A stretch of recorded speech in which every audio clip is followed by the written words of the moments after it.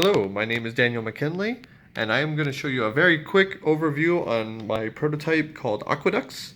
It's a Roman aqueduct game where you are trying to get the most victory points by building buildings on your side. This is a tableau building game or an engine building game that uses a mon-column mechanism for the currency.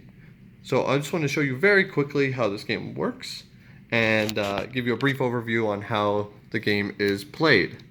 So on your turn, what you're going to do is you're going to be playing one of the water spots. For example, if you're familiar with Moncala, you'll recognize this mechanism.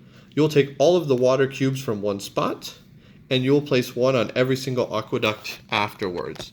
So let me show you this. If I take the 5 here, 1, 2, 3, 4, 5. If it goes off the end, it goes to a water gatherer of my choice.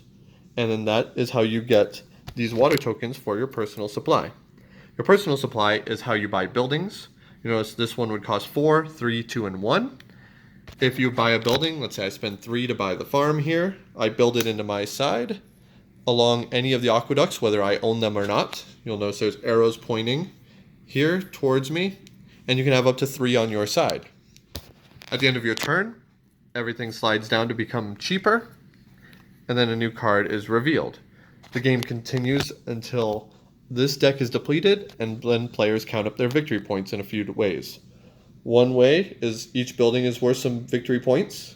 Another way is buildings can have added effects. Whenever you activate this, it adds a water, making it more valuable. And there's also hidden objectives, that if you have majorities of certain things, you get victory points as well. That's a very, very quick overview on how the game works.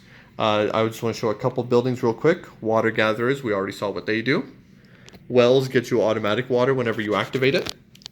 Fountains, they get more victory points. This lets you take all the water from the aqueduct that you activate above it. This one lets you only take 1 from the one above it. The tank would let you take 2, etc. and so forth. There are buildings that are also just worth victory points, and there's other ones like transport that lets you move buildings and events that could change the gameplay. So that's a very quick overview. One more thing I want to point out, at the beginning of your turn, if you do not have any water tokens in the water source, the player just simply rolls the die and then adds that many tokens to the card. And then finally, if you want to, when you move this, let's say I go 1 and 2, the last cube that you have, if there is at least 1 more water, you can either activate the buildings that are in that column, or you may pick up the water cubes and continue flowing it, like so. In that example, I probably would have taken it, because that would have gotten me 1 water from here, and 1 from the supply, etc. But that's a very, very quick overview on how the game Aqueducts works. If you have any questions, let me know. Thank you so much.